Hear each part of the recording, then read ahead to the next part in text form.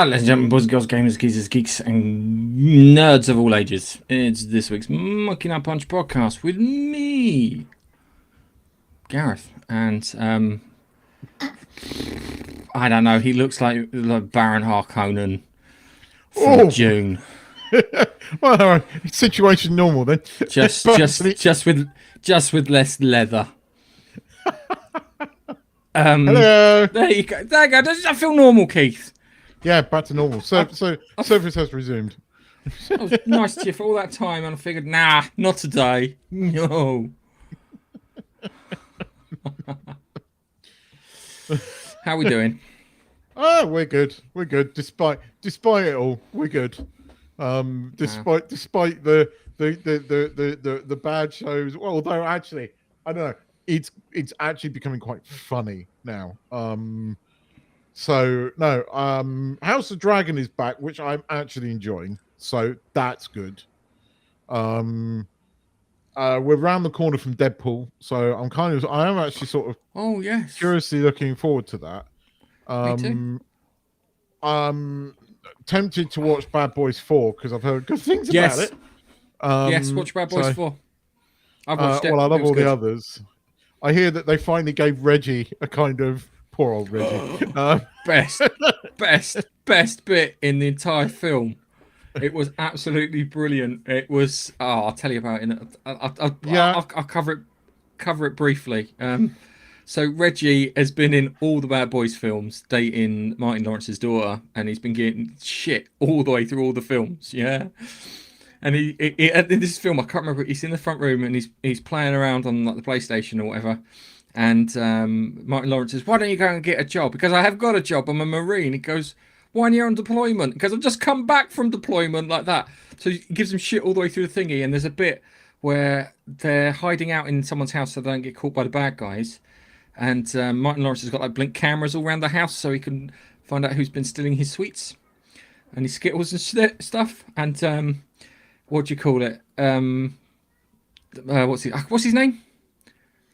What, Will Smith? Reggie. No, Reggie. Reggie, yeah. Reggie's in the house. And he turns around and goes, "Reggie," gonna need your help, like that. He goes, "It's all right, done," like that. Goes into the cupboard, pulls out a pistol, and then murders 15 people in cold blood really quickly with style. And he's like, kind of, oh my god.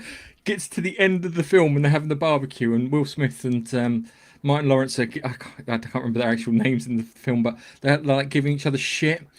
And it's like he's standing at the barbecue waiting to cook on the barbecue. This is where the men cook. Go keep the children busy, or go and lay the table, or do the salad or whatever.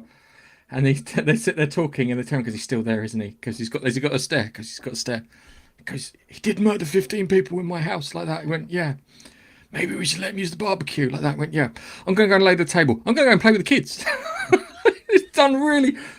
I really enjoyed it. It felt. It had Michael Bay in it at one point, which I appreciate, but it was just. It felt like an old pair of slippers, if you know what I mean. Good. That's what we need. So we need Hollywood to start realizing that these are the type of films people want. This is the type. Do what you do well, right? You used to do this shit well until you decided to start doing stupid shit. And look at how well that's doing. Look at how well that's doing for you. No, I'm gonna try and see Bad Boys 4 one way or another. Definitely gonna go and see Deadpool. Oh, you're gonna love it. There's lots of stuff with drones. We'll love it. It's not even the drones thing. I like the original Bad Boy movies. I mean, that Reggie scene from the original, where they open the door to me and they go, "Who are you?" Reggie. Who the fuck is Reggie? I love that line. It's just like, I've had that scene ever since like I got my first niece, and I was like, and I speak to her father, and I was like, we are doing that. First boyfriend that comes around, we're doing that. We'll take it in turns who plays the fucking escaped convict, right? But we are fucking doing that. I know what little boys think like. What do you call it? I think it was a Marlon Wayne sketch where it's a similar thing, and he turns around and goes, "Whatever you do to my daughter, I'm going to do to you." Which was a great threat. You think about it, like, ooh. It's brilliant. Go on. Finish what you were going to say. I just want to say, one thing that made me think, because they in the films they keep trying to reenact that very first scene in Bad Boys where you find out who the characters are in under 3 minutes, and it's great because that scene at the beginning of the first Bad Boys film is so good.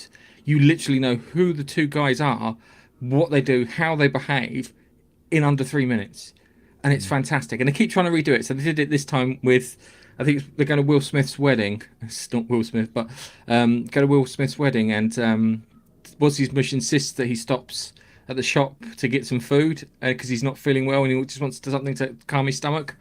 And he gets a load of stuff and then gets held up, and then the two of them then get into a fight with a robber. They keep trying to reenact it, but that first one, perfection, perfect intro, like Darth Vader at the beginning of Star Wars. That is in those perfect entrances. Anyway, sorry. I was going to say, just before we get into the news and the guts of the show, going back to our Harry Potter view, I've just finished the 5th book again because I've run out of books. I was just going over some of the books again, right? I'm going to admit something. Go on then. This is the first time round where I actually prefer certain scenes in the film over the book. This is Order of the Finish, 5th one. Yeah. I've seen the film so many times that I thought it was in the book and it isn't. The bit where Sirius first turns up, right, and Lucius has got Harry by the thing, and he's like, "Take your hands off my godson," and slams him one. That's not in the book. That's fucking awesome. That's an awesome moment.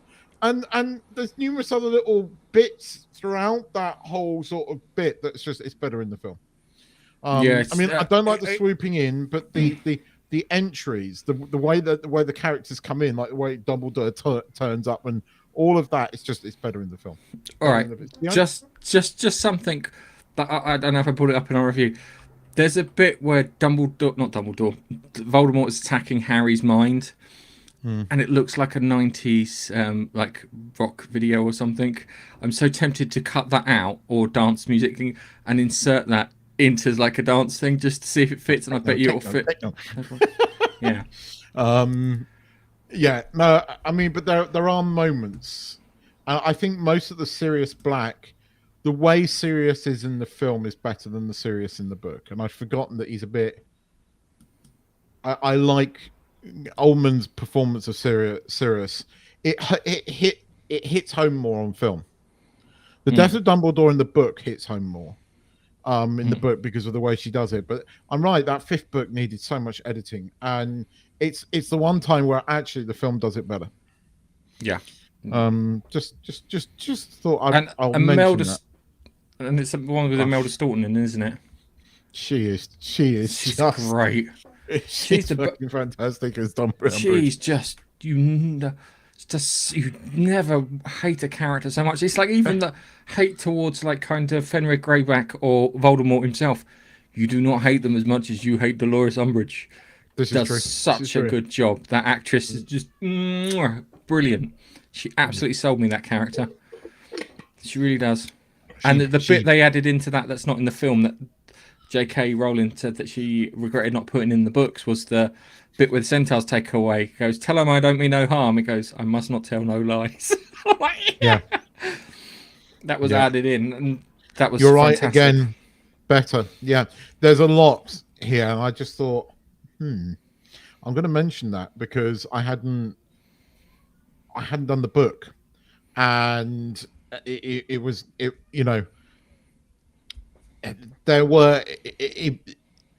just better. I prefer Sirius on film than I do in that particular book. But it was okay. It was okay. Right. Shall we jump into the news? Yes, let's jump into the news. Not that there's a lot, but we got some. Hold on. Right, on with the news. I need to replace that. It just makes me smile. It's between that and the Just No Keith. My two favourite buttons on the player video. Okay, we will be discussing the recent defence of Doctor Who's ratings by showrunner Russell T Davies as we delve into the implications of its new streaming first model release and the impact on viewership and Davies' vision for the future series. Can you imagine what just happened then? Anyway, I forgot to share this bloody the thing, so let's pull the article up. So basically, Doctor Who is it's a vehicle for gayness, and I mean that actually genuinely mean it is now a vehicle for gayness rather than time traveling family time around the TV. So for people who don't know, the way it is because it's funded by Disney. The show goes up on Disney Plus at midnight UK time. So BBC finance a chunk of it, but the rest of the world get it before it shows on the BBC. So instead of putting it out as it airs on the BBC, so you can watch it simultaneously, it's not. It goes on to Disney Plus at like midnight, so you can get the kids, wake the kids up, and say, "Hey kids, let's get around the TV and watch the new gay Doctor Who." And he just cries. The other thing too, he cries every time. He's crying in every single episode, and it's actually getting on my tits. It really is. It's like I saw the gay kiss thing, and part of me is like, well, I've seen this. They've had two men kiss before in Doctor Who. There's nothing new, but it's the fact that I turn around and he's bawling his fucking eyes out, and I'm like, oh, this is the Star Trek Discovery model where everybody cries at everything. Oh my God, they've not got chocolate pudding. Tilly, what are we gonna do? So we've got that on there, and the ratings. The ratings have been they're lower than what's following what they got for Battlefield overnights for Battlefield for what's his name, Sylvester McCoy. I liked Battlefield. It had one of the cool things. One of the cool things in it was like kind of the demon thing couldn't attack you if you're inside a circle, and the scabbard, or sorry, not the guard for Excalibur contained 1/10 of the power of Excalibur, and there's all the cool shit in his pockets, and the fact that it's not even written well. It's not even Russell T Davies writing, really. All this is, and he admits it. I mean, he says in this article, we're getting them young. He goes, he's deliberately made it younger, and to get them young. And to what? Send a message. What do you mean by that? You're practically fucking grooming them. Is what you're doing, Russell. And do you know what the thing that gets me? The thing that really gets me is if you want to get them young, you get their parents, and the parents will sit them down and watch it. Think about all your friends that have children, yeah, and all the things that they're into. So they're into Star Wars, Lord of the Rings, and stuff like that. They've sat their children down and watched it. It's like I had great movie nights with Dexter when he was younger, when I was showing him all the cool movies that I watched when I was younger, and he loved them. He really did love them. So yeah, I want to share the ratings while we're at it. Let's share the ratings. I mean, it hasn't touched the Nielsen ratings at all, so it's not doing very well on Disney either. The ratings nothing does well on shit. Disney. But I mean, I was going to do this later, but we can talk about the season final as well. You know, in this section, because they haven't released those. What a shock! I mean, 3.18. That's after 7 days. That's including iPlayer. And including second watches. So there's a ton of YouTube.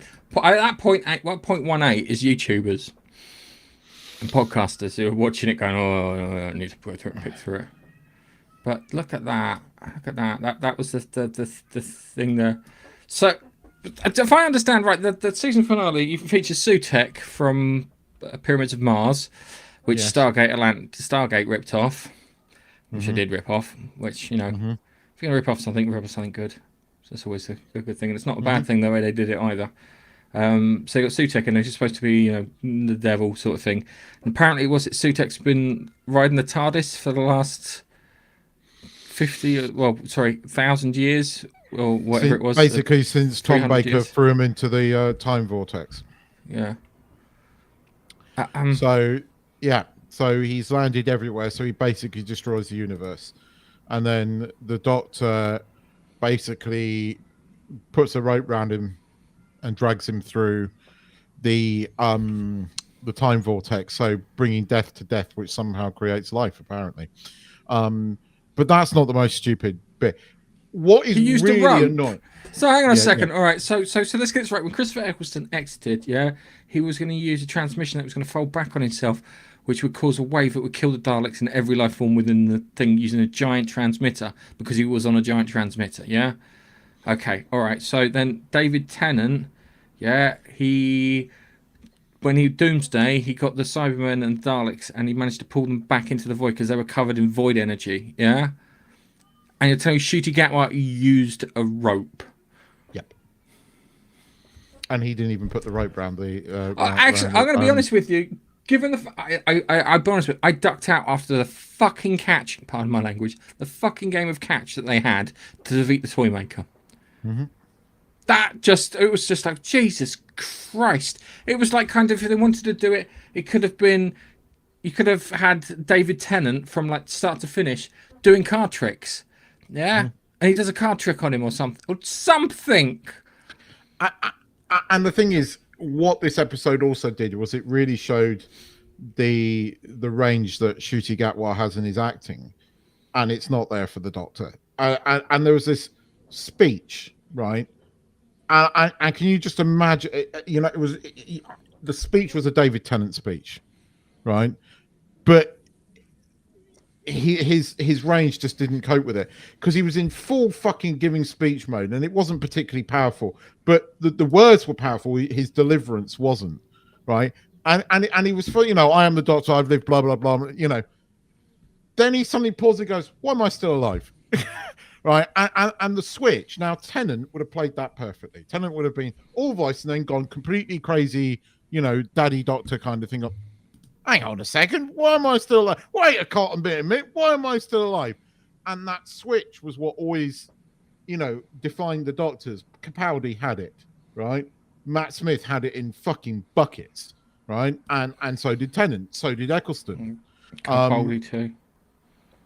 Actually, no, Capaldi had it. You know, even fucking Whittaker had it more than him, right? And I'm afraid camp doesn't work. Look. My personal view is I have no problem watching gay characters on TV. I don't. I have a problem when they are changed for a gender. That's my problem. And that's my problem with the Doctor. That's my problem with a gay Doctor. It doesn't work because he's never been gay, right? And this is all about agenda. And this story was just terrible. And the writing is crap. Like, you know, the whole, you know, the thing is, he's done it twice now, right? The whole mystery around why Tennant came back. It wasn't a mystery at all. Oh, he just felt like he missed his old face and that's why it came back. I mean, that is the biggest cop-out of lame-ass writing ever. But it gets better with Ruby fucking Sunday. Oh, this whole mystery, all this speculation around. And it turns out it's just some silly bitch that left her thing by the thing. And because she's so ordinary, she's spectacular.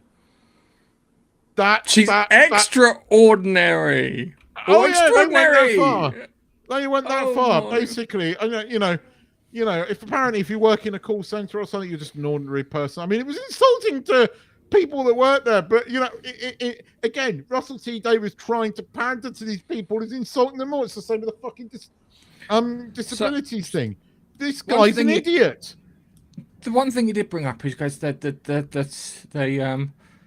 their audience grew for the 16 to 34 demographic, and I think in this article it misses out over 28 days. So yeah, I found that quite funny, and it's if it's good, everyone will watch it. Build it, and they will come. To quote Field of Dreams. I'm wearing my sweat cap. I've just realised. I mean, we're going to come back into this conversation in a minute because the same applies. To everything that's wrong. It was so bad, and they got rid of Sutek halfway through, and then they spent half an hour mucking around with Ruby just for her to meet a working class mum who just left her because, you know, when she was 15 she got pregnant young, kind of thing.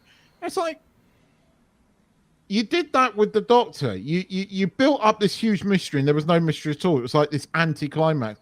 And the same thing again. And look, there's loads of people slagging it off now, going, this is just crap. And even the normies are turning on the show. And I'm not surprised no one's work. It's not. I don't even care about the agenda anymore because it's so sloppy. It's so bad. You're not writing a story, Russell. You're just driving an agenda, and there's no attempt to write a decent story. And you've cast this actor who I used to like, but now I don't. But he can't play the Doctor. And would you fucking stop crying? Every single bloody episode. Yeah, it's funny because the episode 73 yards has the highest rating, and that's the one that doesn't have Judy Gatwa in.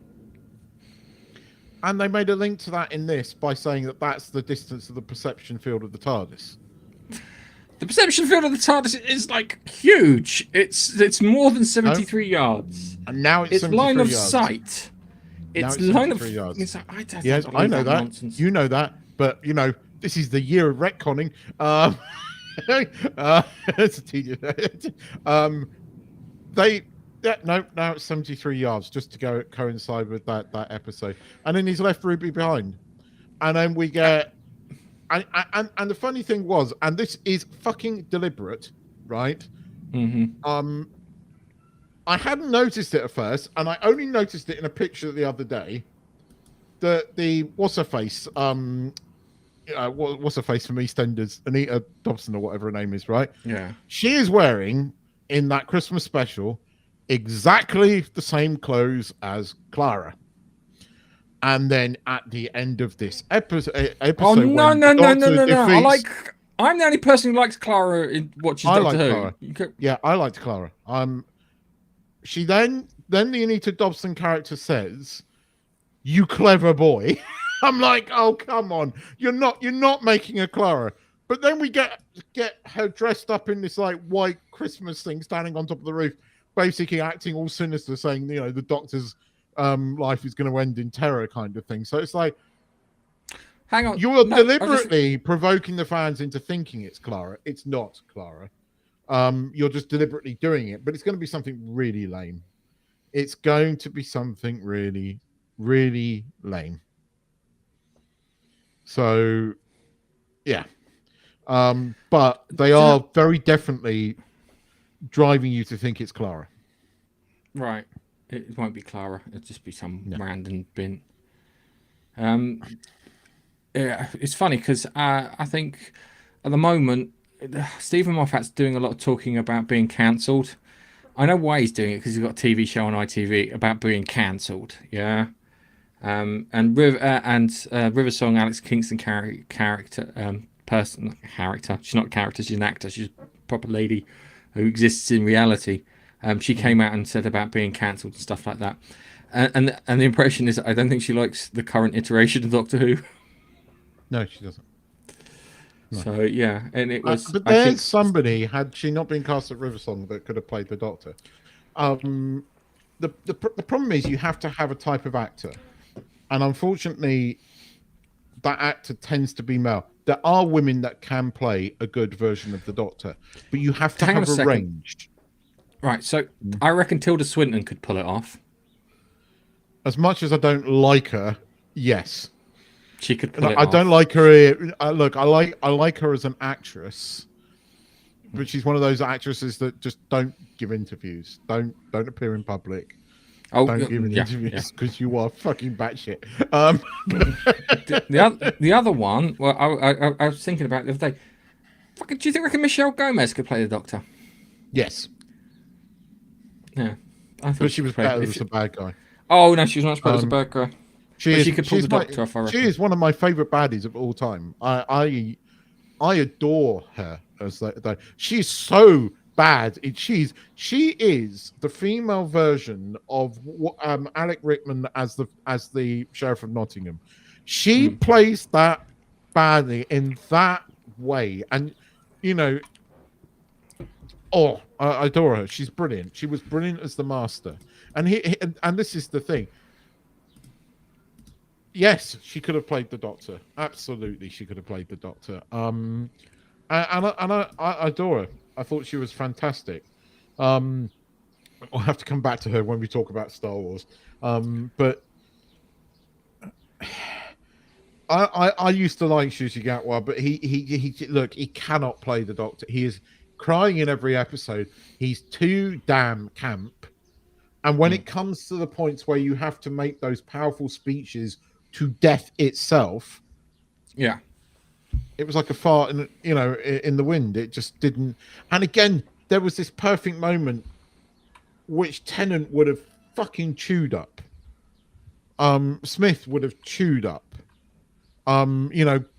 Because the thing that I always like about these actors that have played the Doctor is they can switch on a knife's edge.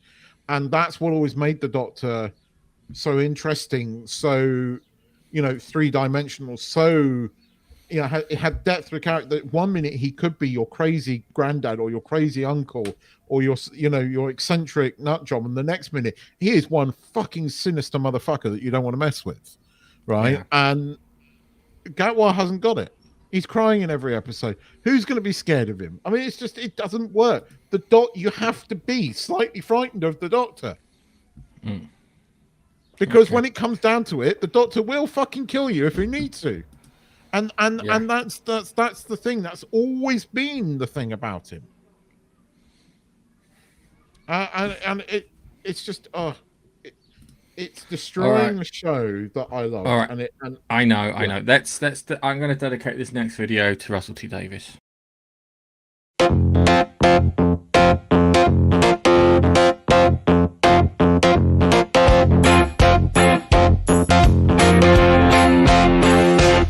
You're a cunt. But I don't know what happened there. I need to get a copy of that video and send it, because I swear to God that's one of my friend's husbands. Like, it looks like him. Anyway, so Eric Kripke, unapologetic stance on the show's political messages and criticism has been received as woke. It is woke. Do you want to hear something funny? This is my opinion, and it probably is wrong. It's woke, but it's not crap. There is something there. There is something there of substance. It is completely antithetical to my views on TV and what you should be doing, but they've managed to make it entertaining, and at the same time, they've also managed to make it directionless too. So yeah, I would agree with you, but I have to say, watching the 4th episode this week, I'm beginning to get tired of it. I like the problem is the thing that was always its saving grace was Carl Urban, and his character is his snappy lines, but making Frenchie gay all of a sudden, right? Just it's ruined that. Yeah, the Frenchie gay thing's annoying because Frenchie should be getting together with Kimiko, or it should be for them. If in the comic books it's they're off, you think they're going to get together, and they only get together at the last minute when they get blown up by someone. I'm not saying it's Butcher. It's not going to happen, so I'm not spoiling anything. But in the comic book, Butcher finishes them off because he wants to wipe out all the soups, and it's. Right, do you know who Tim Pool is? Yes. Okay, so Tim Pool is like he does video podcasts and this, that, and the other, and every so often he hires the big video screens in New York's Times Square to put his things up. Yeah, that little thing that they did outside their offices kind of felt a bit like that. Just saying. Oh God, I've missed a piece of news that we should have talked about. Sorry, I forgot we didn't talk about Disney tapes. Yeah, we do. But we'll okay. Well, I think we're only at the beginning of that. But it is having a go at MAGA. It is politicizing to the point where it is no longer entertaining, and it's not even doing it very cleverly anymore. It's not even trying to hide it. It literally hates half of America. Right, the creators of this show literally hate half of America, and this is a problem. Your job is to make entertain everybody. Stop fucking using this as a platform to have a go at people, and this is the problem. And it's now whereas season 3, there was enough in season 3 for it to be a little bit entertaining. Butcher getting superpowers and the fight between him and Homelander was entertaining enough. But as you said, it's directionless. I'm not sure it's not crap now. That's the thing. It's not as dumb or as bad as the other things that we're talking about, but it's I wonder what that could be. It's slowly but surely sinking into oblivion. And there's not enough of it to make it. I'll watch it, but it. So my first issue is that they people will get people will criticize the comic book, but there's there's a bit in the storybook, in the comic book, where it gets towards the last quarter, and as it gets towards the last quarter, a thing is revealed, and then when that thing is revealed, you find out that Homelander is not the massive arsehole that you think he is, and someone else has been doing all the horrible shit. But that's not going to happen now. Homelander for them is Donald fucking Trump. Yeah, he's Donald Trump. He is their Donald Trump, and it's annoying because I really like what's his playing Homelander. I can't. What's the actor's name? Plays him. It's really I don't good. know, but he does a very good job as it. He does a great job. He carries the show. Between him, the thing is, the show should be focused on him and Butcher. Yeah, Butcher's gonna kill him. Homelander doesn't think that's the case, and Homelander isn't going to go in the comic book, he's getting pushed. Yeah, he's getting pushed to the point that he's going to go too far. Yeah, and when he goes too far, that's when Butcher gets him, and then after that, Butcher then becomes the bad guy. Yeah. And I can't see that happening. And it's a really good story, and there's nothing wrong. You don't have to subvert everyone's expectations or provide a twist with every fucking thing. But see, I've been watching it and I've enjoyed it. But you're right, it is getting to the point. It's getting tired, and because the wokeness is taking over, and the good writing is getting less and less and less. I mean, this week's episode, I don't need just.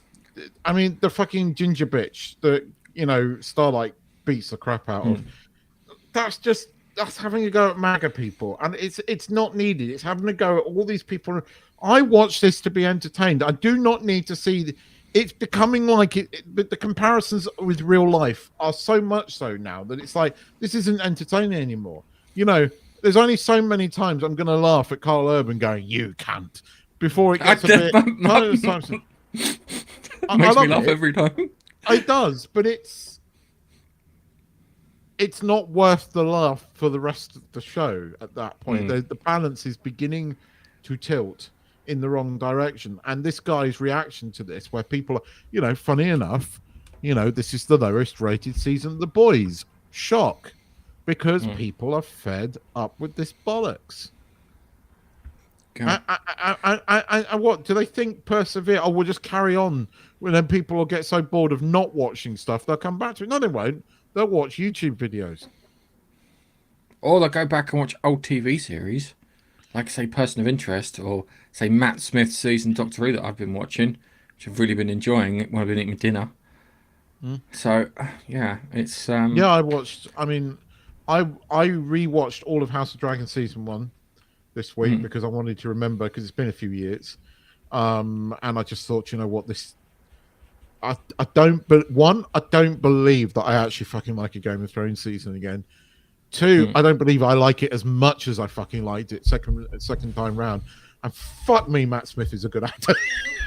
Oh, he is. I was right. Matt Smith literally is the star of that show.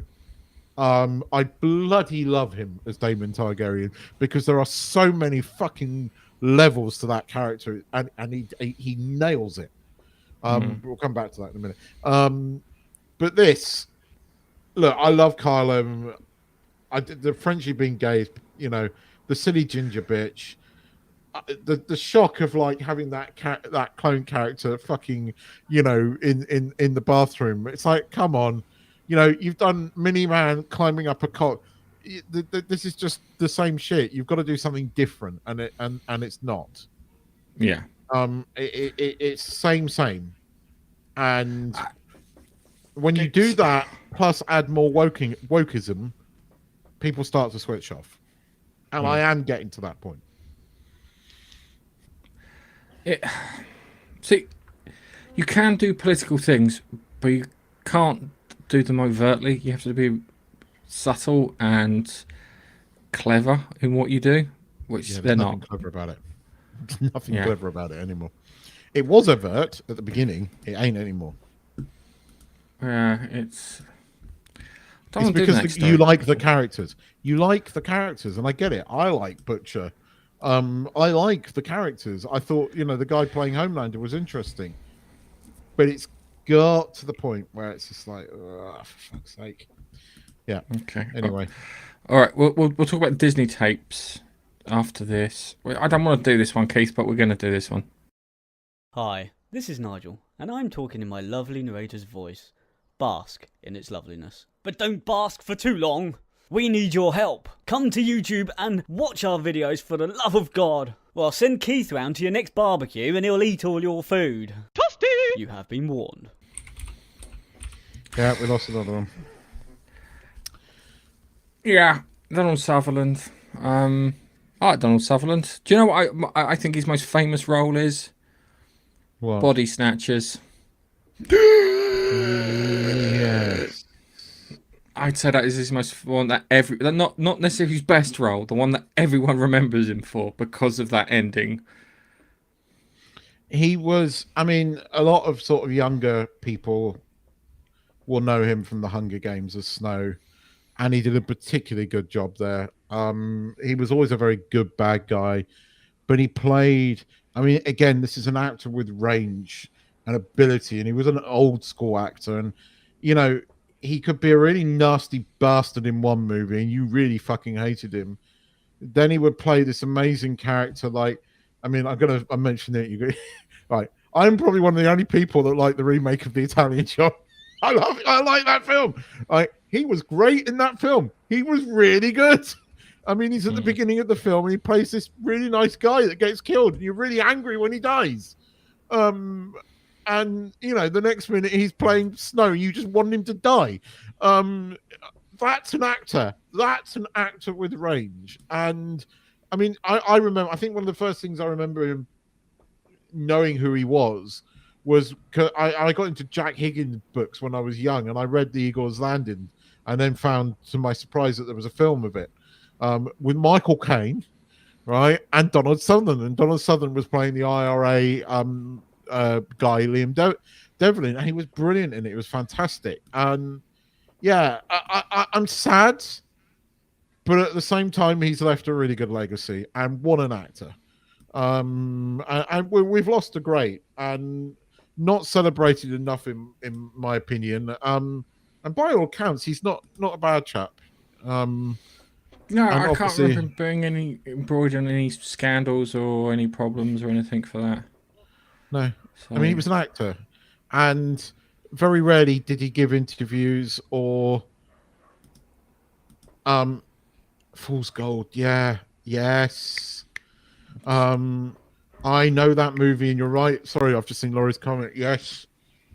That was a good movie. I enjoyed that movie. He was great in everything he did. I just wanted to mention him, not because to be sad about it, but to, you know, give him chops, because we don't celebrate good actors enough because there's too many idiots nowadays. So when we get a good actor, we should celebrate him, and he was a good actor. And you know, they're doing another. I mean, I think his last role was probably the voiceover in Hunger Games, the recent Hunger Games movie. He did a voiceover for it, but it was sinister. He did Sinister so well. Yeah, I mean, he was good as Snow. He was. Yeah, I there's a film I really liked him in called Virus, because I'm a sci-fi nerd, and Virus was it was literally how the Borg should be, where they're carving people up, and it's a horror film. It's great. It's got Jamie Lee Curtis in it, and I can't remember the other actor, but it's a really good film. There's a great bit because one of the engineers just fucks off and leaves everyone on their own, and he figures out how to sink the boat that this creature's on, where this alien life form one that's literally, as I said, it's carving people up and using them for body parts, and he was great in that. And it's weird because when you remember that Kiefer Sutherland is his son. Is his Yep. You look at them and it's like, oh, it's fucking obvious when you actually put them face next to each other. When you see them, when you see a young version, God yes, absolutely yes. Yeah, They're almost identical when they were younger. The young versions of both of the actors, and I like Kiefer Sutherland as well. I like the guy, I do. And again, I mean, you don't often hear him interviewed, but I remember when Moylesy was doing Radio 1, and they're obviously friends, and he would get him on when he was in the UK. And, you know, this is Keith Sutherland, and he always came across well on the radio. So, I don't know. I don't know anything bad about either of them, really. All I know was that, what do you call it?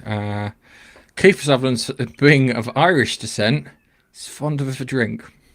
Yes, I have heard that, but you know, and I've seen pictures of him slumped over in like a booth, absolutely hammered, with his trousers around his ankles, and I'm like, what friends have you got that take pictures like that and then put them on the internet? You really need to keep better company. I've just got it because we'll come back to the comments in a minute, but yeah, Chuck, that was apparently I'm not the only one that likes the remake of the Italian Job. I did mention that, Chuck. The proper Italian Job. No, look, I love the first Italian Job. It's one of my favorite movies of all time. Do you know? Hang on a second. The Italian Job is how I understood the term cliffhanger in stories. Because of the ending. Because it's literally a fucking cliffhanger. And I tell you what, if I joined the company I worked for a year or two earlier, I could have probably gone on a tour where because a couple of the guys hired the car. You know the cars at the beginning? They fucking hired them and did that drive. All the way from the UK. They drove them down as a charity thing. I was just like, fuck, I would have loved to have done that, especially in like a DB5 or a Ferrari or something like that. It would have been the DB5 for me. I would have probably sold all of my organs to do that. But you wouldn't get much for your brain, Keith. No, true. Expecting some kind of witty comeback, but I mean, I like the remake as well, though. I do, and Donald Sutherland was brilliant in that film. He really was. I mean, even though he was in it for a minute, he played the role sympathetically, and yeah, he was a presence on screen. So rest in peace, Donald. You were a fine actor, sir. And right. Yes, right, Disney tapes.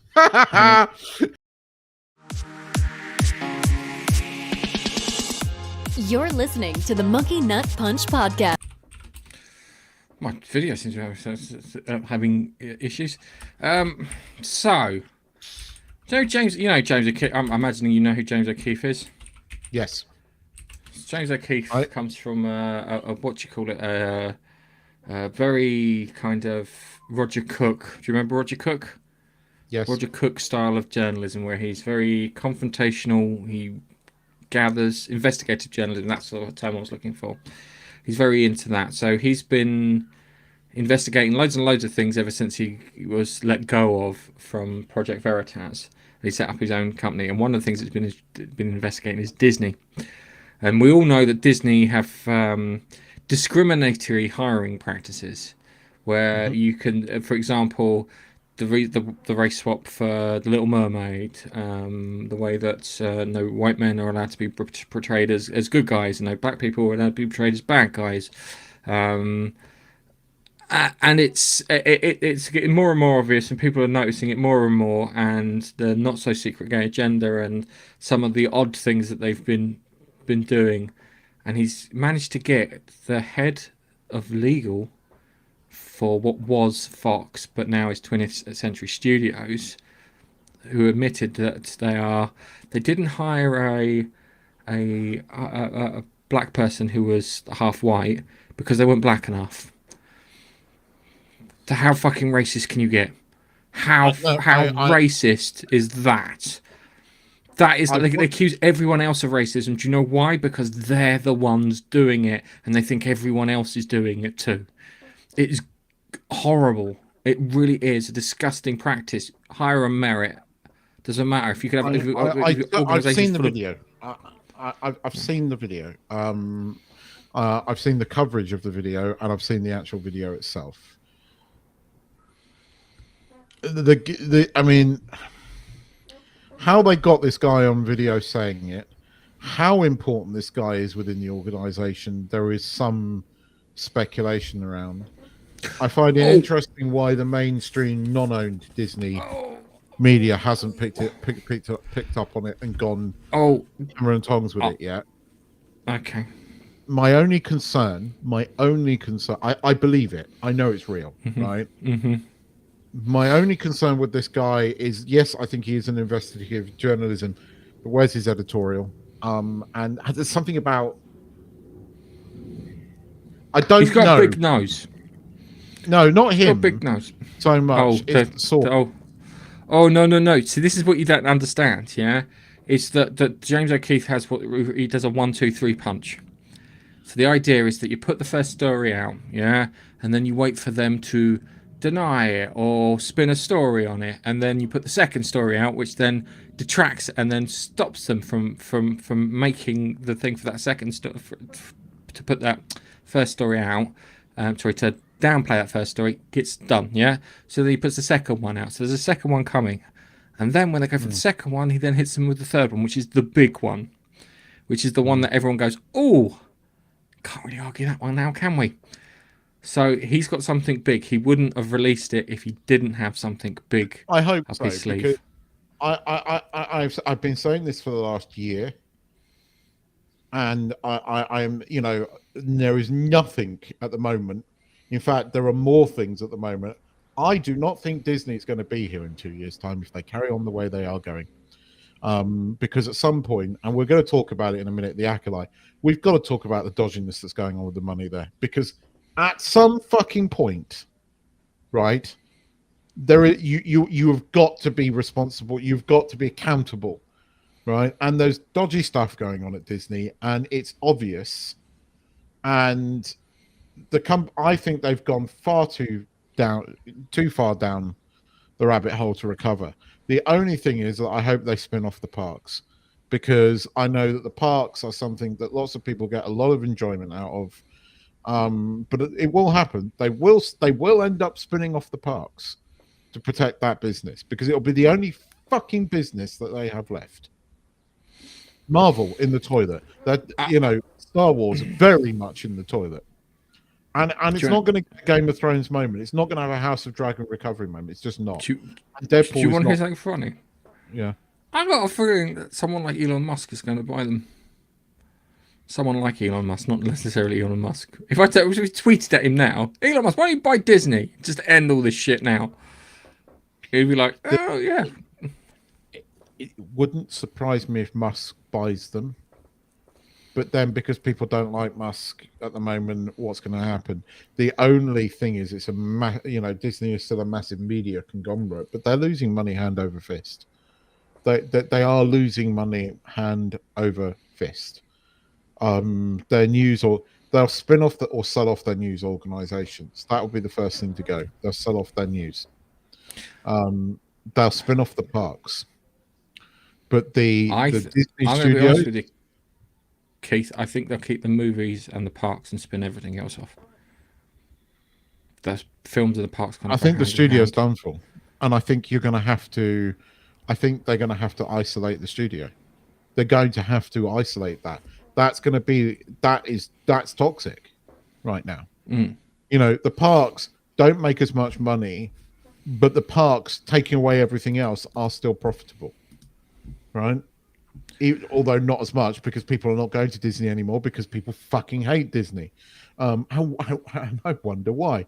I need to get into it. Shall we do the comments and then let's get into the fucking Acolyte, because this is part of it. All right. Hang on a second. Let's hang on a second. I'll put a word's too much for you. Then you should follow us on Instagram. We put pretty pictures out. Hang on, it's a bit a little louder. There we go. Time for the comments. Let's calm down, Keith. So, hello, woman. Hello, Chuck. That's what I call my wife. Woman. Disney's gifted, they can ruin anything now. True. So, Mr. Maserati, I'm just calling him Mr. Maserati, it'd be easier. How to ruin a legacy is far too objective an idea to form a precedent. Don't know what he's on about. Fuck. I know he's on about to pretty much fuck everything now. And apparently it was Doctor Who. Yeah, that's the Rebecca Ferguson video. Thanks. Maybe she didn't hear you. Oh no, she heard you. Alright, so everyone's saying hello in the chat to each other, which is nice. Blood has to leave the brain. Oh, Rebecca Ferguson video again. Sorry, some of the comments have repeated themselves. Yeah, they have. For SR or subjectively ruined, I used to use the AH model. AH model? Fuck. Put something else in the comments. I'm lost contact. We were too busy chatting. Hang on a second. Hi, Laurie. Hi, Steve. Now wrong with segues. I think a 3-year-old wrote the script after watching Star Trek Generation episodes. Yeah. Especially with the, what do you call it, with the pathetic Star Trek Discovery. Ageism. Yeah, actually there is ageism. That's the only time to be acceptable is to do it. Hi, John Cryer.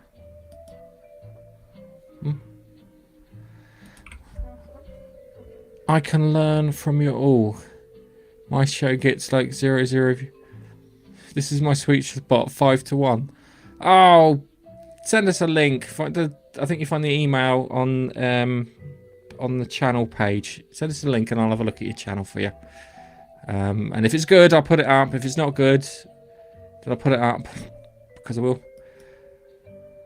I can't believe I thought that original version of that video was gone. Back to Rebecca Ferguson again. So what we got here? He was in Fool's Gold. Yeah, this is when. Yeah, that was the one with Matthew McConaughey. That was good. He was in those other films too, but it's one of those ones where he got like quite a lot of bit parts and bits like that. And yeah, that was a super fun film. Yes, we mentioned the Italian Jobs. Oh, The Lost Boys. I love The Lost Boys with his son. Oh, yeah, sorry. Kiefer Sutherland's great. I love Mini Coopers. Yeah, Proper Mini Coopers.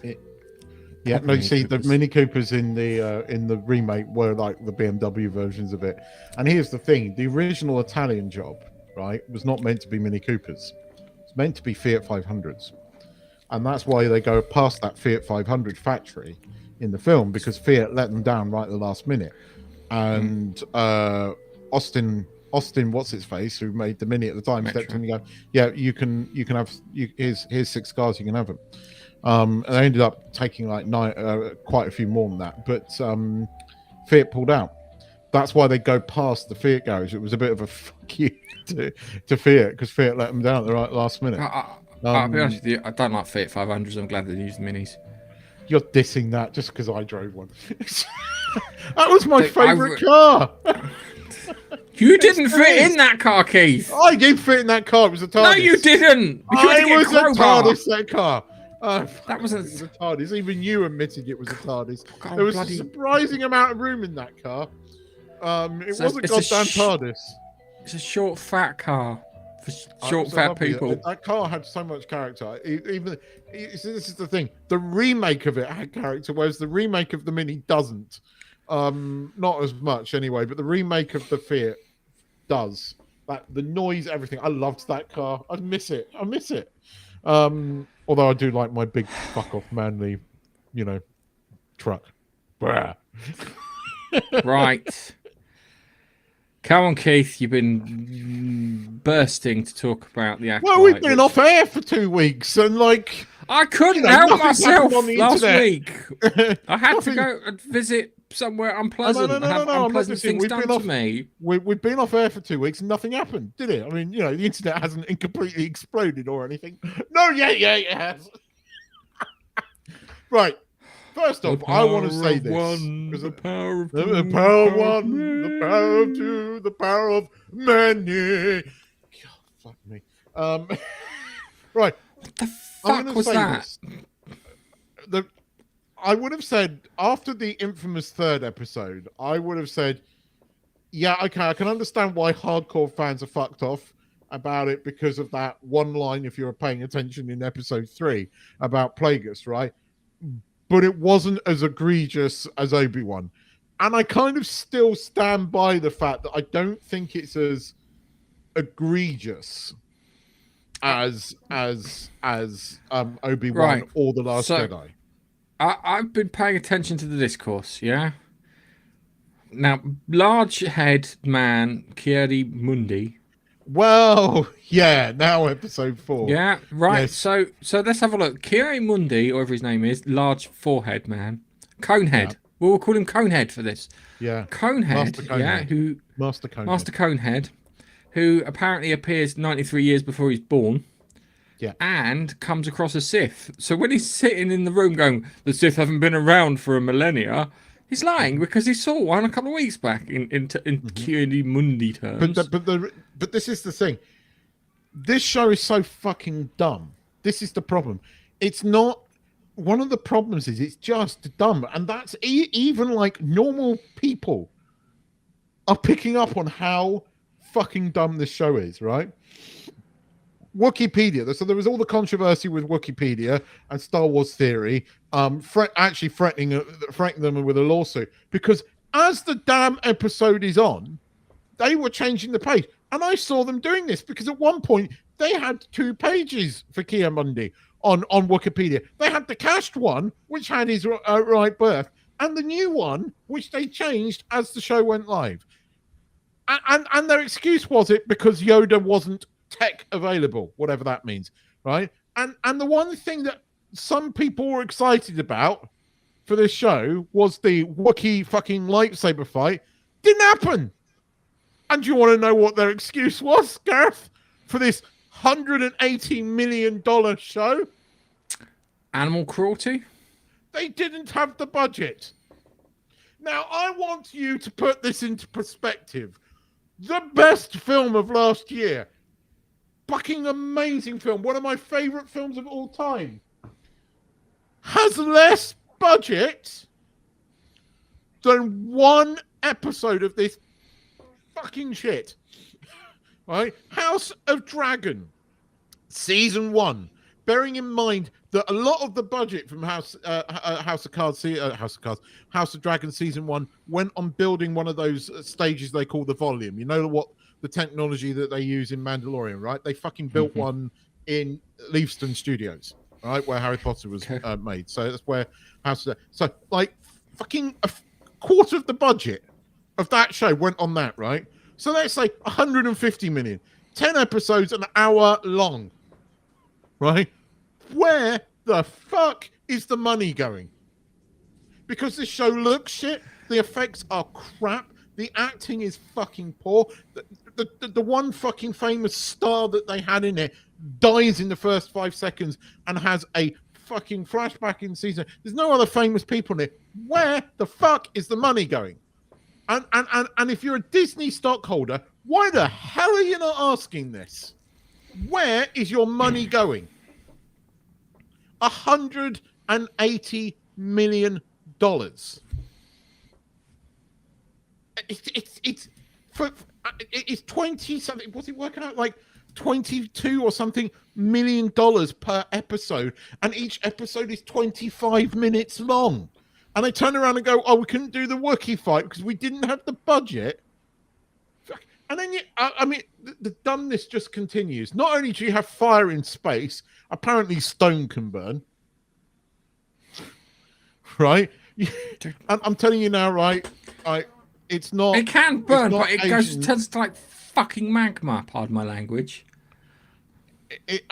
And Sith Lords can fly now, right? And despite They fly now. Oh, they fly now. They fly now. Discount Ezra Miller, right? Is not the Sith, right? It's the fucking Dathomiri bird, right? I'm The telling green you, one. it's Dathomiri. Leslie It's the Headland's Dathomiri. wife. No. So one of the lesbian mothers, right? She's from Dathomir, right? Would you like me to? Do you know what I reckon who it is? Go on. Trinity. Well, this is a rumor that's beginning to come out of it, but I'll be based honest upon with Disney you. Star Wars, you can get stabbed in the chest and survive. So Exactly. If you're a woman, not if you're a man. It's Gareth. It's so dumb. I mean, the writing is terrible. It is so dumb. I mean, you've seen it all. It's been covered on all the YouTube channels. I mean, it literally is everywhere. I have never. The reaction to Obi-Wan wasn't this big. The reaction to, which to me is still the more egregious show, wasn't as big as this. The backlash on this show, and the thing is, I'm now beginning to get angry because they're trying to silence theory. A guy that literally says in every video, be courteous, be polite, do not send hate messages at these people. By all voice your opinion, say that you don't like the show, but be respectful. And they're accusing him of being an ist, and they're accusing us of being an ist, right? Because if you don't like this show, you're an ist, and I am fucking pissed off now with this. I've got to the point now where seriously, if a class action lawsuit starts, I will join it because I am fed up of these people calling me a racist or an ist of any description because I don't like the shit that you peddle, right? Fuck off. Just fuck off, right? I happen to like, and this is why I meant by Michelle Gomez. I fucking love Michelle Gomez. Am I a misogynist? No. Right, I stagger. I'll be honest with you. I am staggered. Remember I never liked the expression, but the expression "the customer's always right." Yeah. Do you remember that? Do you remember that? I remember that. And they don't seem to think that the customer has any opinion. They think they own the customer. The reason they think they own the customer is, one, they don't call them customers; they call them consumers. Like they're pigs at a trough, which I think is disgusting. And the consumer is not, unless you're handing away free food, you don't call anyone a consumer. They're customers. Yeah? And that just shows you how much contempt. If anyone describes consumer, and if they describe what they're doing as content rather than art. Do you remember when they used to consider the work that they were doing art? Yeah? Art and entertainment. They forgot it now. It's just processed slop. This is like fucking hot dog food. But it's the people that are in Disney. And I mean, have you seen the latest? Have you seen the Dis video? Have you seen? It's so cringy. I can't watch it because I've not seen it, but I've seen someone dub over it with some different music. Oh, no, did you see? Did you see Did you see somebody dub over it with a Cantina music? I think Yes. Gary did it. Fucking brilliant. All right. Not only right does this right, and I want to point out right, this half black woman, her father was a millionaire Danish. guy from Denmark, Millionaire. This woman I want to of say that Danish again. descent. I will say millionaire. This girl, who is worth over $3 million, is literally a Disney princess, has worked for Disney for God knows how long, right? Worth over $3 million, decides to go down to the streets, dress like that, right? And this person dresses like a girl, right? Who wants to be called them, right? This is the mentality of this person, right? This narcissistic little bitch, right? And I'm sorry, I'm going to use this. She's having a go at the news. The media that are on her side. The media that literally shill the shit out of it. She's having a go at everyone. It's one of the most who is surrounding these people? I mean, this is worse than Ziegler. I mean, Well, I bet you Rachel Ziegler's going, oh, thank fuck, it's not me anymore. Yeah, I mean, Rachel Ziegler's going, thank you, Amanda. I never thought we would see somebody worse. I never thought we would see somebody worse. Oh, there's always someone worse. I thought Ziegler was like, I thought that her level was like, nope, you're forgiven, love. You're off the hook now, because this is just so much worse. What? I mean, Amanda, fire your PR, because if they told you this was a good idea, fire them on the fucking spot. I mean, you know, my people. She keeps banging on about my people and streets and all about the fight and the power and the thing. You're a multi-millionaire. You wouldn't Danish know what being on the streets is. You Danish person, you privileged bitch. I mean, you wouldn't even know what it's like. God, it makes me angry because, like, you know, I mean, my wife didn't have a lot of money growing up, right? And you hear some of the stories and the way this fucking girl acts, it really, really makes me angry. And this show, I mean, I was prepared to come on last week and say this show is not as egregious. And you know what? This is the worst of Disney Star Wars. It's dumb. It's cost them a lot more than Obi-Wan. And I don't know where the money's gone. And seriously, if the FBI, you should be investigating this. Where's the money going? Seriously, where's the money going? Because it's going into somebody's pocket. Because it's definitely not being spent on acting. Writing is definitely not being spent on the writing. Special effects, location, where they're not going on location. I mean, the fucking scene where they're in the Wookiee jungle was filmed in the studio. Star Trek The Next Generation had better fucking sets in 1987. And that outdoor set that they call, I can't remember if they called it the cave or something, that they always repurposed for non, like, bridge or corridor sets. They had that one, the outdoor, because they had to share it with Deep Space Nine at one point. And I love it because I read an article this week. Even the fucking pronouns lot are having a go at them because they're not using pronouns right, because they had pronouns in Star Wars. Oh, has Gareth? Is it me or is it Gareth? Guys, is anyone listening? Is it me that's derped or is it Gareth that's derped? Because somebody's derped. Is it me? Have I derped? No, I haven't derped. I think Gareth's derped. So in the comments, can you still hear me? Yep. So it's just me. Hopefully Gareth will come back. But yeah, I can't get my brain around how bad the Acolyte is and how dumb it is. It's dumb. There are so many things in this. I don't even know where to start. The fire in space in the first episode. Then in the third episode where you know, you've got May who says, you know, this is bearing in mind, right? May, who in the fourth episode says, I'm not going to be a bad guy anymore. I'm not, you know, even though I've killed 2 Jedi, I'm not going to be a bad guy anymore because now I know that my sister's alive, right?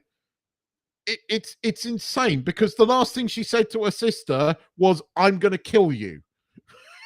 and then manages to apparently kill. She didn't, by the way. That's obvious, but set a stone fortress on light. How? Stone doesn't burn. How? It's just unbelievably dumb. It is. Watch it if you want. If you want to see something, if you want to watch it. You'll know what I mean. There are. I can't get round. I can't get my head round it.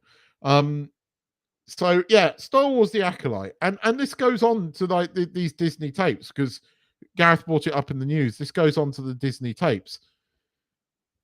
The fact that these tapes have come out and that Disney is like not not employing white males anymore. It's just one of the many things that they're not doing. Where is the money going in this show? Again, I will repeat: Godzilla -1, which won a Oscar for its special effects, costs less. That's in the entire movie, right? The entire movie cost less than one 25-minute episode of this show. And you look at this show and it looks cheap. The special effects are not that great. There has been no major lightsaber fights in this. It's just bad.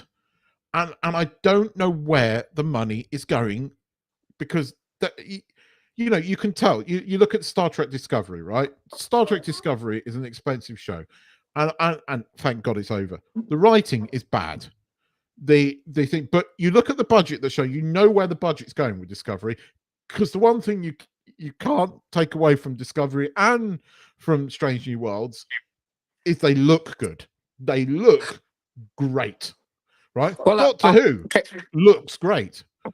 Go on. Hi, Gareth. You're back. I can back, tell you everybody. one thing. I can tell you where the money isn't going. My internet's out across the house.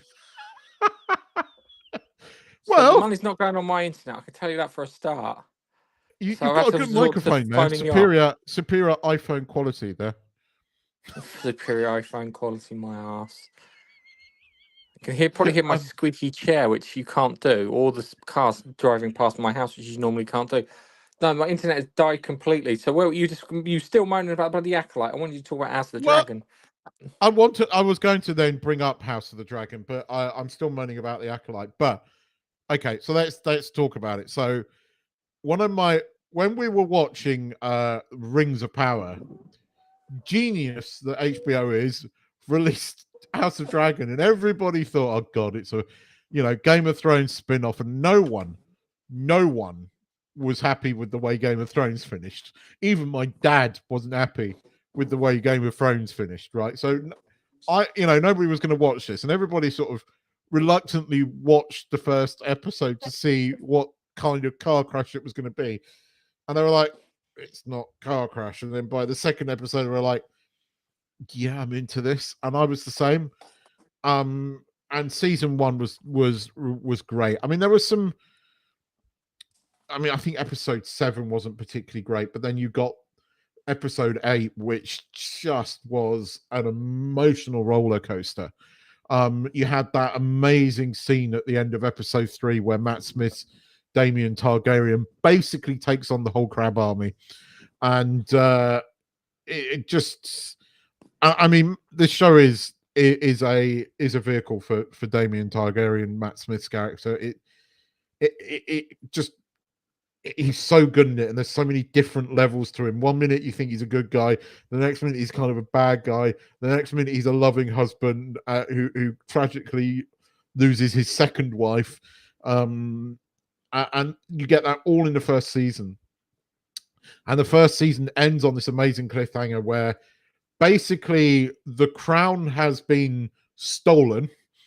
So the High Towers have put their heir on the throne, even though he wasn't meant to be there, and the princess, she is the only level-headed one that didn't want an all-out war, because they both, it's kind of like it's the medieval version of weapons of mass destruction, because they've both got dragons. Both sides have got dragons, right?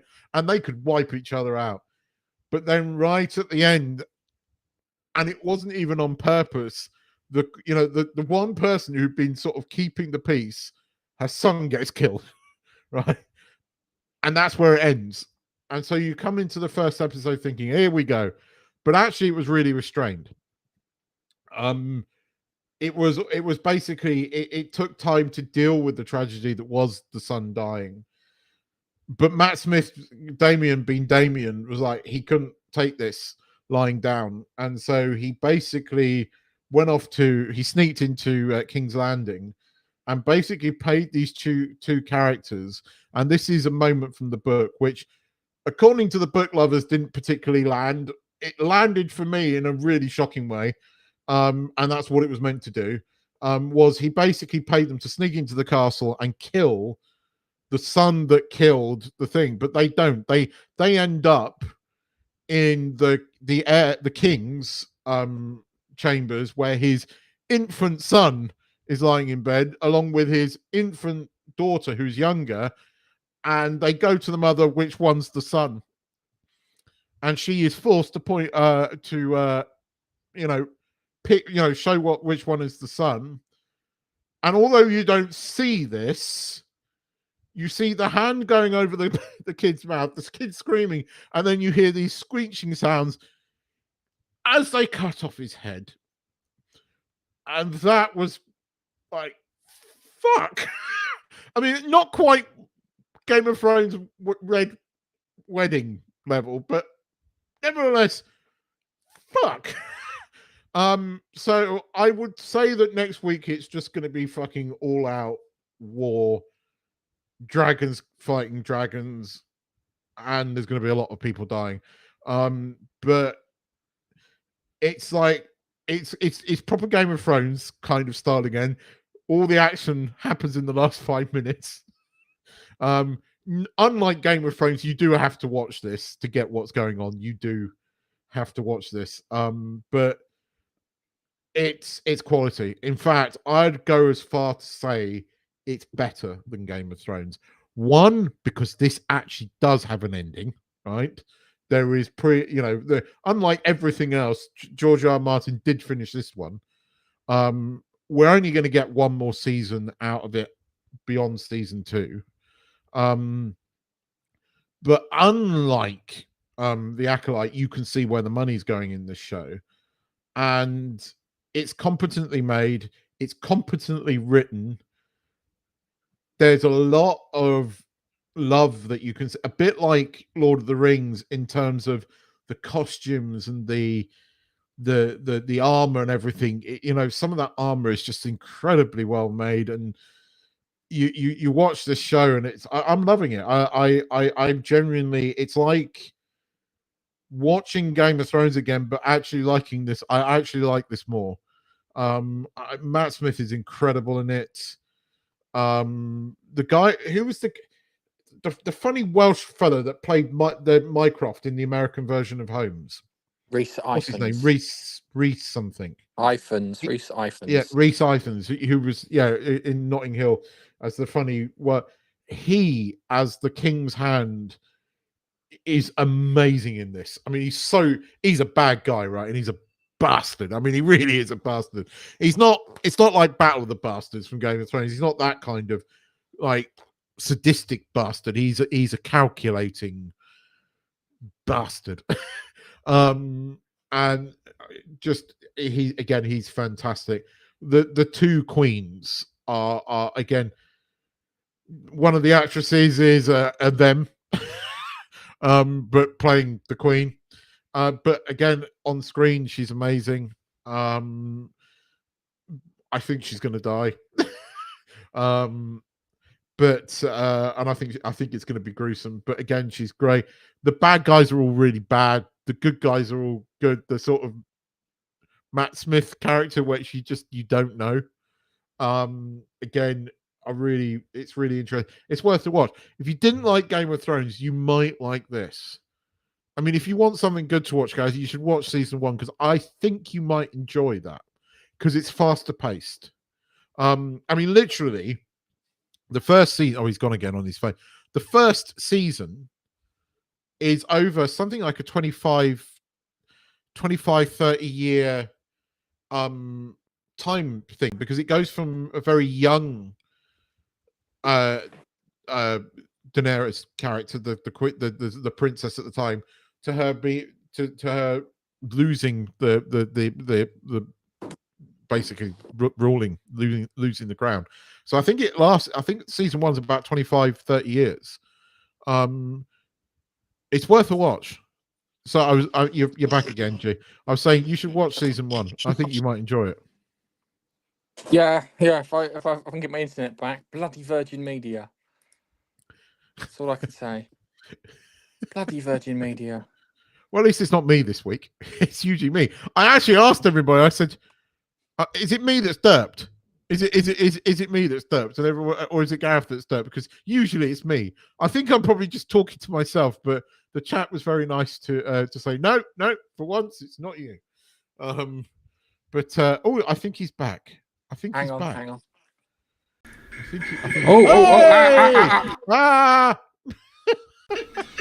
He's back. Hold on.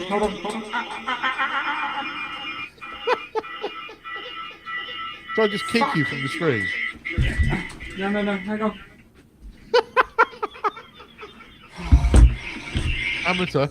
Sorry, the buttons are so bloody small on the phone, I can't press anything. I'm all zoomed in. Right.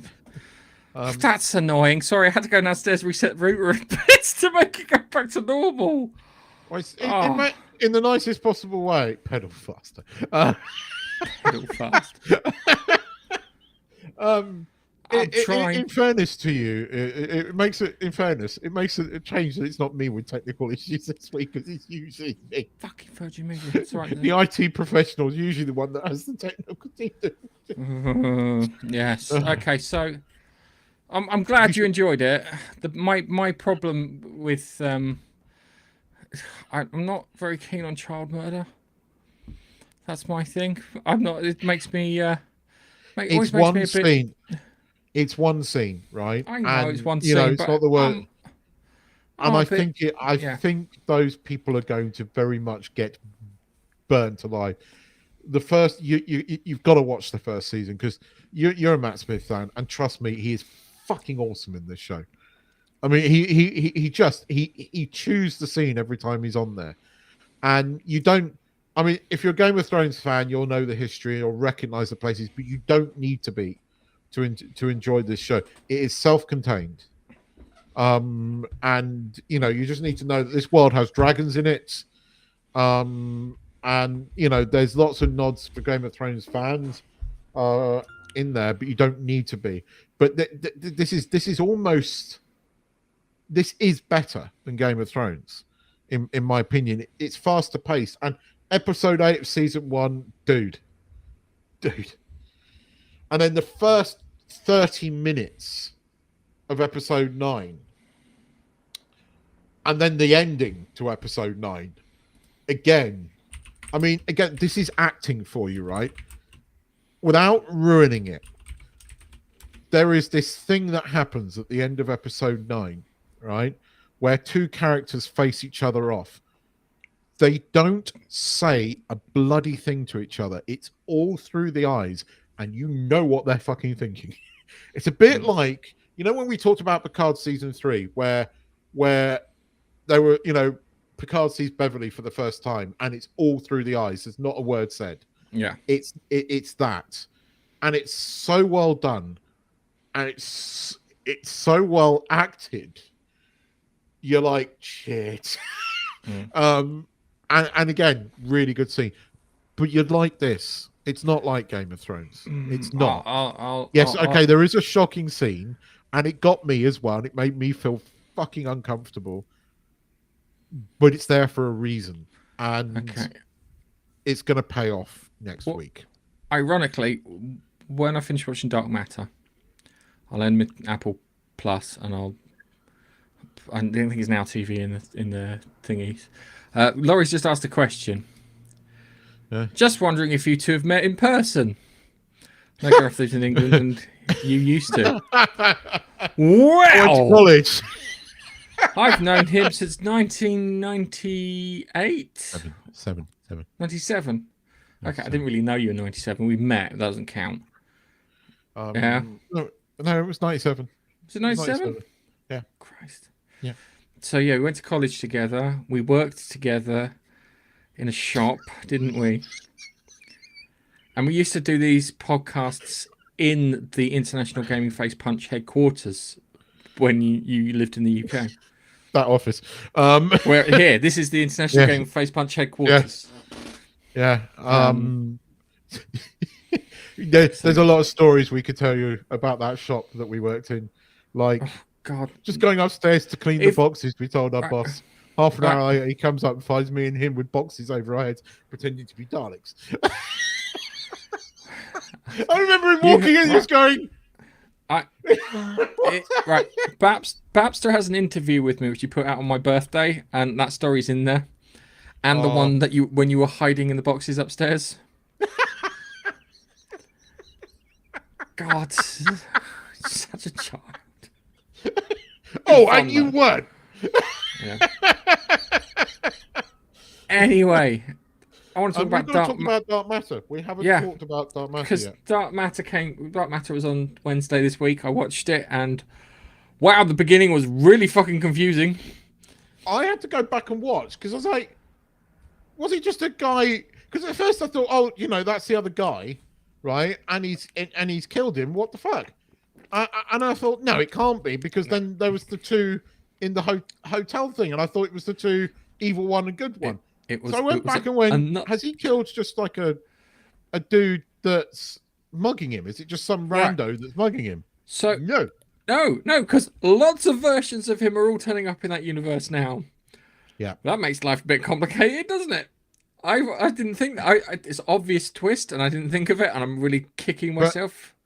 This is where they should have released the two final episodes together, because I now know how it's going to end, right?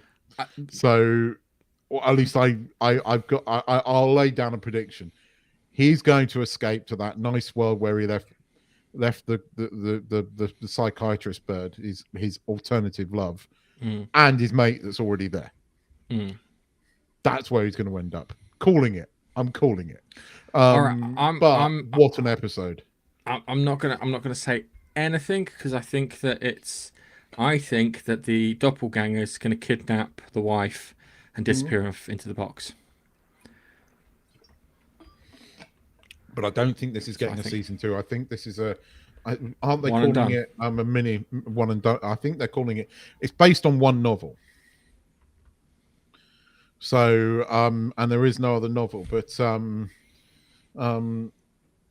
it's yeah. What's it? Sorry, God, we've got we've got lots of. I just looked in the comments. My missus has made a comment to Laurie, and it's like kind of, well, we've got stories. A lot of stories.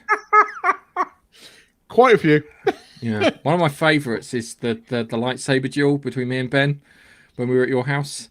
And I turned around and I went, I felt a disturbance in the force. And Ben showed up literally as I said it. And it was like... And jumps off his bike with a fucking lightsaber. Double-ended lightsaber. We had a Darth Maul one. Yes, I know. Yeah. Oh, so yeah, we've got lots of stories. We got lots of stories. One day we might go through some of them. So, yeah, it usually involves getting drunk. Most of the really good ones. Mm-hmm. Yeah. First time I ever lost 4 hours in my life. Still don't know what the fuck we did. Was that the vodka? I just remember the vodka in the garden. That was the black. That was the Smirnoff Black. That was the Smirnoff Black. We tried to freeze Smirnoff Black. It didn't work, but it did stop it from tasting. It's the one and only time I've ever lost memory from being that damn drunk. Oh, okay. I can remember being drunk, but I don't remember. I woke up going, "What the fuck did we do?" It was a bottle of Smirnoff Black, and we drank it within 20 minutes between the two of us. Yeah, we were because he couldn't taste it. It was great, tasty. All right, anyway, go back to Dark Matter. Yeah, so you starts off, and the two people get murdered, and it turns out that 2 other people from another universe that are the divergent ones from the version of him that got kidnapped originally. One of them is a psycho, and you know he's a psycho because he's got a half burnt face. And then he turns up, and then the great thing is when towards the because it gets really confusing because there's so many versions of him turning up. I'm looking if he's got the thing around his finger, and he tells her, he says, "Oh, use a code word, something that I wouldn't think of because you need to think. If I think about it, the others can think of it easy." So he tells her that when he meets her, and then he turns up to rescue her from the doppelganger, and then halfway through she's like, "Get out the car, get out the car, get out the car," yeah. And it's like kind of because he hasn't said the code word, and I forgot that, and I'm like, oh my god! And then when the car smashes into the other car, and you got the psycho with half burnt face, you're like, oh fuck, that's another copy of him in the universe. It's like, oh, this is getting really messy. Now the audio book is on Spotify. I'm gonna wait until Wednesday, and then I'm gonna go through the audio book on Spotify because that'll give me something to listen to while I'm at the gym. And I'm hoping it's. When I realized what was going, I realized what was going on, I was like, "Oh fuck!" oh, and the same knife. They all kept buying the same knife, and they were all trying to kill him with the same damn knife as well, which was surprising. Not surprising, kind of interesting. But yeah, I'm going to say it. He's going to leave that world because they're all coming to that world because they all want his life because he has the perfect life, really. Although it's not so perfect that he lost one son and everything, but they all want his life because his one is the optimal one. So that's why they're all ending up there. He's going to realize that, and he's going to go to that nice world because Matey's been left there, and he didn't show up when they visited that world. They've left the psychiatrist girl on there. I think they're going to end up in that world. I think that's the world that they're going to. How they get there, well, you're going to get that episode to enjoy. I'm hoping that the two from that nice world come and rescue him. That would be one way. He left some files with her. Yeah. He's the guy who knows how to make the stuff. They're technologically advanced. If they did a one and done and that was it, I might be happy. If they're doing more than one than that. Here, look. Here's a picture. There's Keith. Oh Jesus, where did you find that? I've got it I've got all my photos stashed. And look, there's me back there behind Neil. You're so young. And there's Malcolm. There's Malcolm with hair. There's me with hair. No one's going to know who these people are. These are our friends. Yes, these are our friends. You know the guy there. He was in Andor. Which one was in Andor? Neil. Oh, Neil was in Andor. He looks like the dude in that. We said he looks like the dude. He does. He does. Yeah, I found that. Look, there's some other pictures. There's one with me looking colossally. You look how big I am in that picture.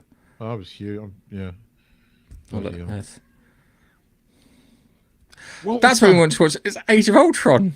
There's a picture behind. There's a clue. Oh shit! Yeah. Never met him before, Laurie. Never met him before. I don't know who this dude is.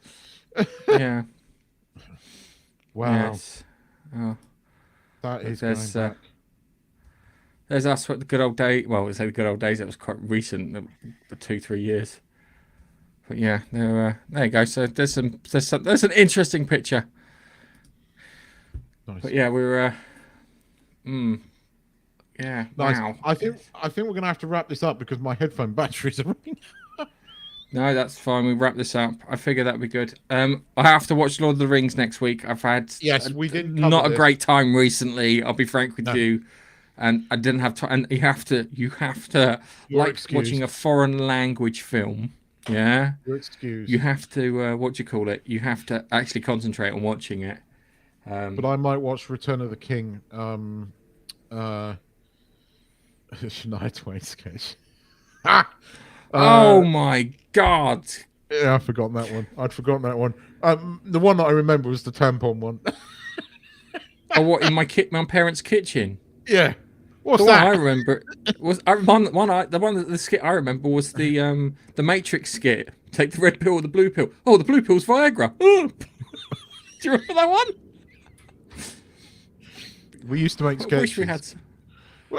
You know, this is not our first foray into entertainment. No, no. I wish I could find that tampon one.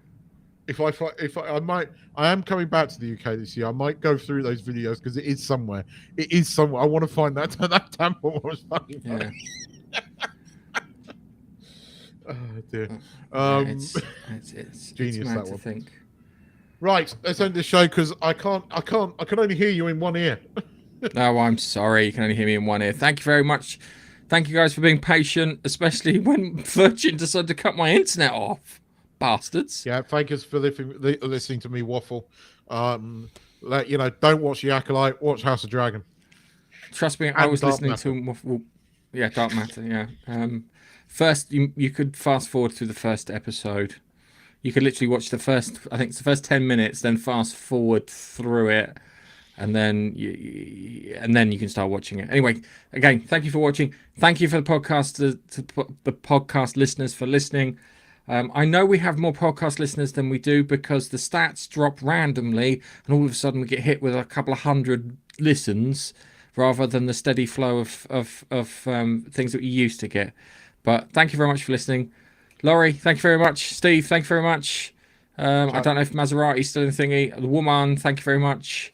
And we will catch you next week. Goodbye from me. Goodbye from me. Bye-bye. Bye-bye.